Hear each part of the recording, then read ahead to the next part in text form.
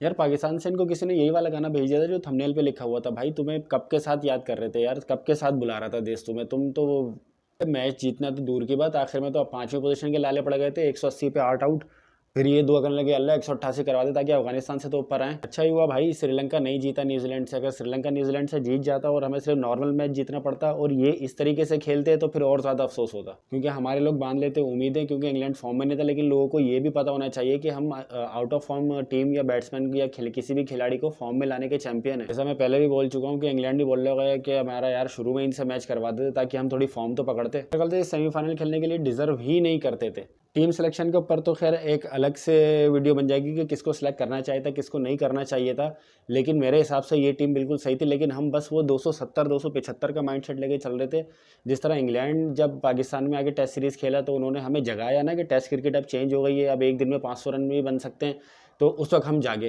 पहले तो हबड़ दबड़ में वो सीरीज़ ही हार गए कि ये टेस्ट क्रिकेट को हो क्या गया यार, ये टेस्ट क्रिकेट हो रही है, वो T20 क्रिकेट हो रही है। तो उस वक्त हम जागे, आइस तो जागने में वो सीरीज़ निकल गई।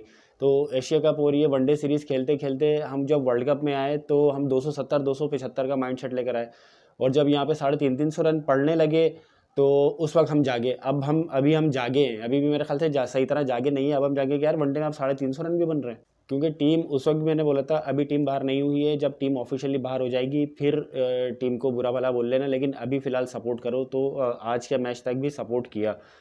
तो लेकिन बेसिकली अगर बोला जाए बुनियादी तौर पे टीम जो वर्ल्ड कप की थी, ये वर्ल्ड कप जीतने वाली टीम थी ही नहीं। आपके पास एक तो हिटर नहीं थे।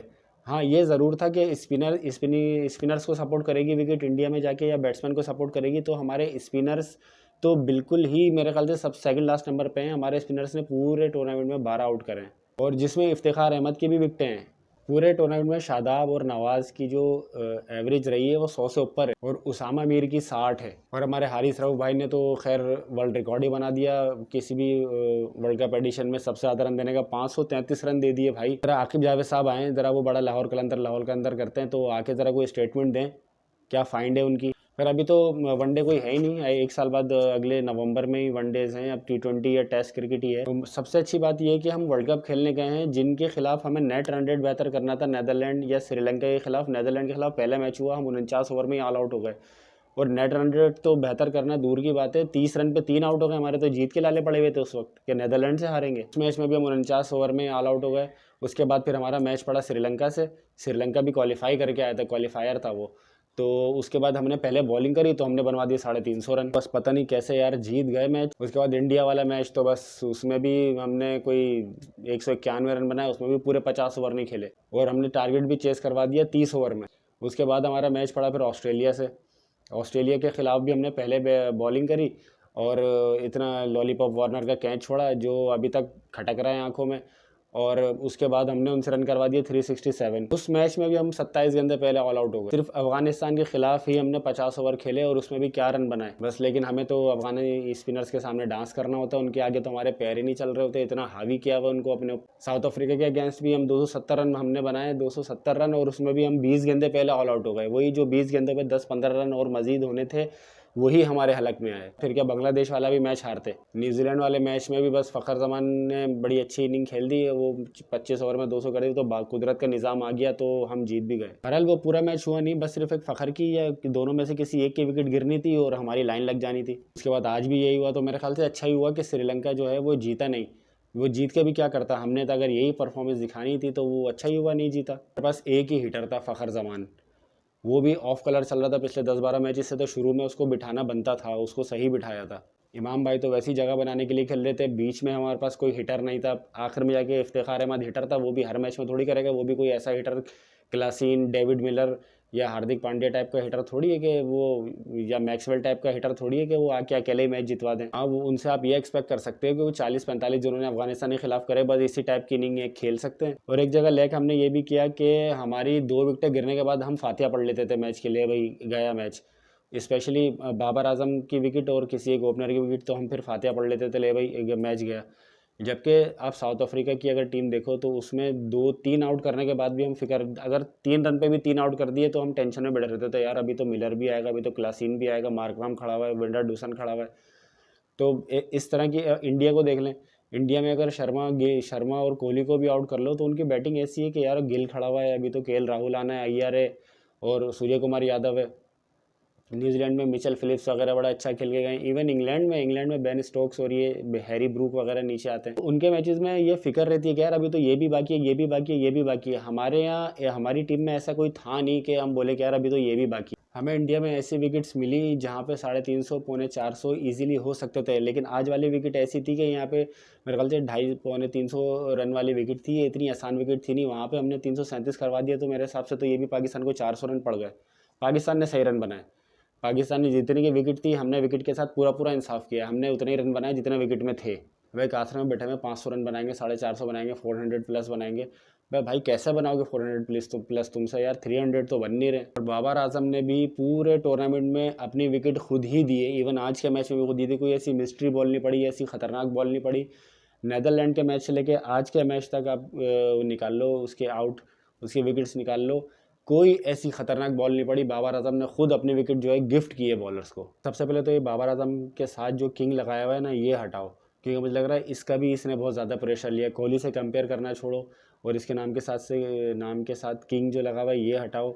गॉट लगा हुआ है, गॉट हटाओ, GOAT great of all time ये हटाओ। इन चीज़ों की वजह से बाबर आजम प्रेशर में भी रहा और ओवर कॉन्फिडेंट भी रहा। दुनिया का बेस्ट बॉलिंग अटैक थल्ले लग गया। बेस्ट बॉलिंग अटैक में से एक बंदे ने तो वर्ल्ड रिकॉर्ड बना दिया, 533 रन दे दिए और सबसे ज़्यादा छक्के भी खा लिए। शाहीन आफरीदी ने जो है रिकॉर्ड बना दिया किसी पाकिस्तान की तरफ से सबसे ज़्यादा एक मैच में सबसे ज़्यादा रन देने का वर्ल्ड कप में, 10 ओवर में 90 रन न्यूजीलैंड वाले मैच में।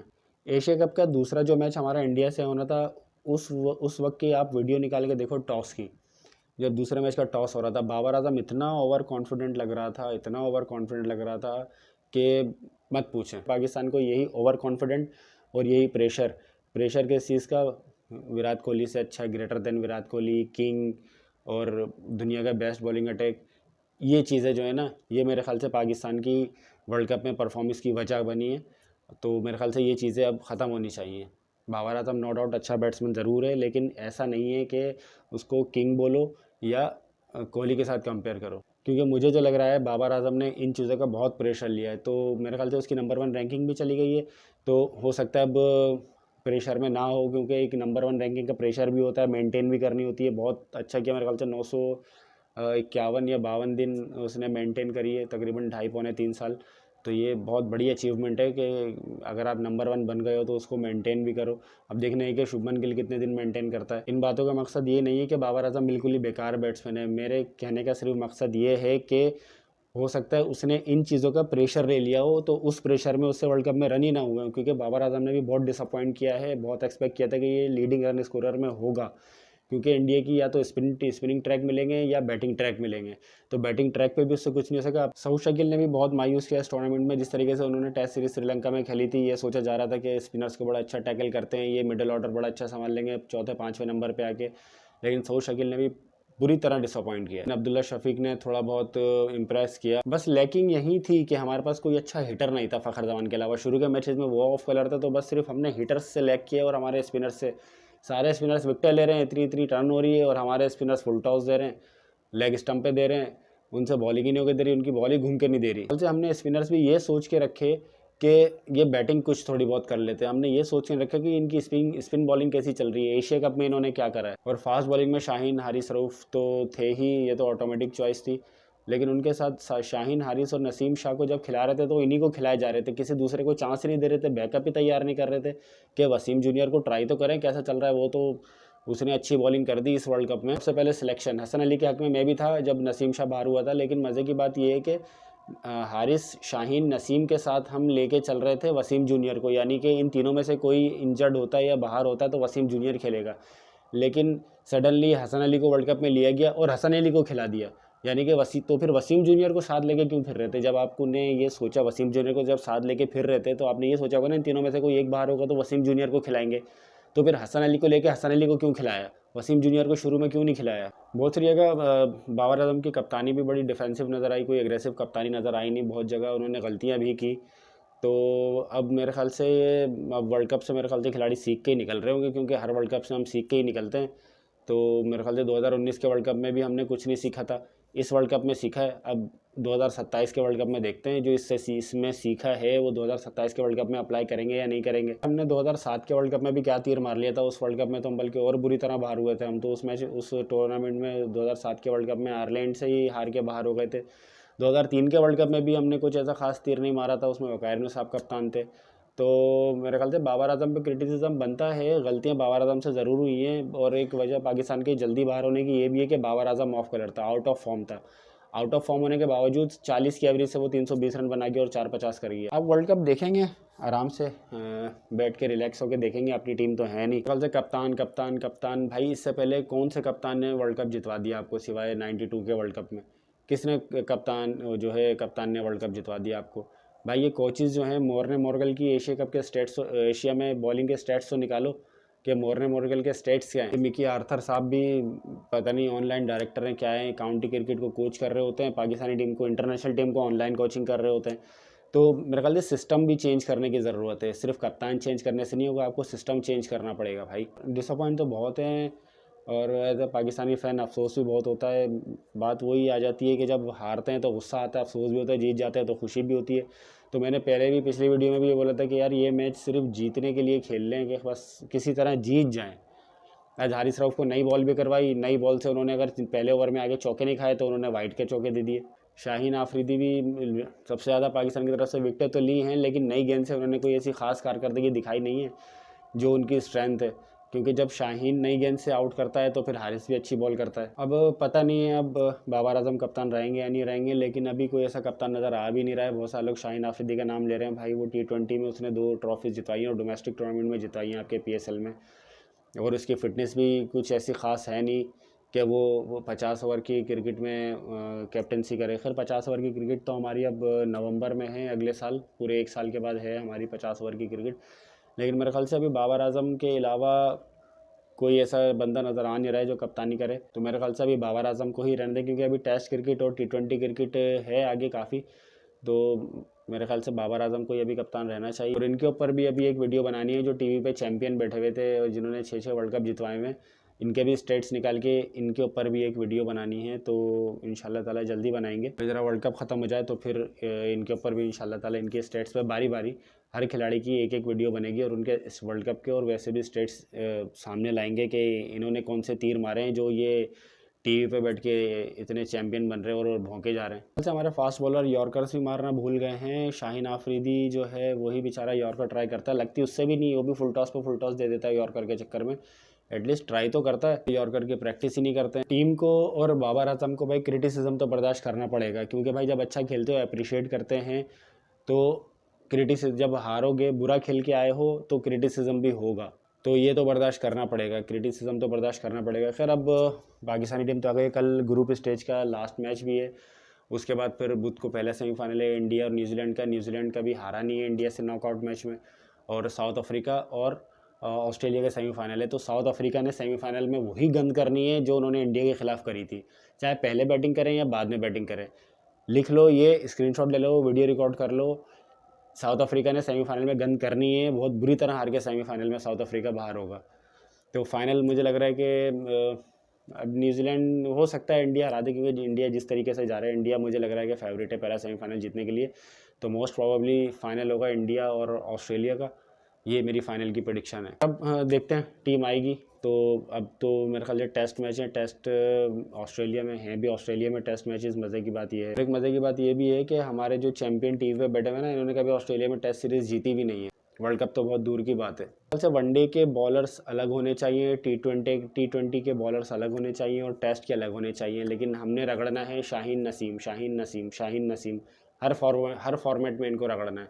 शुक्र है हारिस रऊफ को नहीं खिला रहे ये टेस्ट मैच। फिर हमने सारी लीग्स भी खेलनी है और फिर यही कुछ होना है जो नसीम शाह के साथ हुआ और एशिया कप में हारिस रऊफ के साथ हुआ। तो अल्लाह इनको अकल दे दे, तो ताकि क्रिकेट की बेहतरी के लिए सोचे कुछ। मेरे ख्याल से कुछ सिस्टम चेंज करने की भी ज़रूरत है पाकिस्तानी क्रिकेट की, डोमेस्टिक क्रिकेट की। तो अब तो बाहर हो गई है, अब क्या कर सकते हैं। अब 2027 का वेट करेंगे वनडे वर्ल्ड कप के लिए और अगले साल T20 वर्ल्ड कप का वेट करेंगे। हर सपोर्ट पाकिस्तान के साथ थी, पाकिस्तान के साथ है और पाकिस्तान के साथ रहेगी। अगला मैच जब पाकिस्तान का जो भी होगा उसके बाद उसमें फिर पाकिस्तान जिंदाबाद का नारा लगा के फिर मैच देख रहे होंगे। तो सपोर्ट तो पाकिस्तान को ही करना है, लेकिन जब टीम मारती है तो ऑब्वियस सी बात है गुस्सा भी आता है, तो टीम को भी जो है क्रिटिसाइज बर्दाश्त करना पड़ेगा, क्योंकि अच्छा नहीं खेले, बिल्कुल अच्छा नहीं खेले वर्ल्ड कप। एक वक्त में तो हमें अफगानिस्तान से नीचे आने के लाले पड़े हुए थे, 188 रन के लिए दुआ कर रहे थे, अल्लाह 188 करवा दे अफगानिस्तान से तो ऊपर आ जाए। खैर आई होप कि टीम इससे एक दफ़ा फिर सीखे, जिस तरीके से हर वर्ल्ड कप में सीखती है, तो उम्मीद है कि इस मर्तबा भी सीखे और अगले मैचेस में वो गलतियां कोशिश करें ना दोहराएं। जैसे हर मैच में बोलते हैं कि कोशिश करेंगे हम पिछले मैच की गलतियां ना दोहराएं, तो उम्मीद है कि ना दोहराएं। 2027 के वर्ल्ड कप में सीखें, पता नहीं कौन कप्तान होगा, पता नहीं ज़िंदगी होगी भी या नहीं होगी, क्या टीम होगी, कौन से खिलाड़ी होंगे। तो फिर पाकिस्तान जिंदाबाद का नारा लगा के पाकिस्तान को सपोर्ट करेंगे इंशाल्लाह ताला। तो मिलते हैं इंशाल्लाह ताला अगली वीडियो में। अल्लाह हाफ़िज़।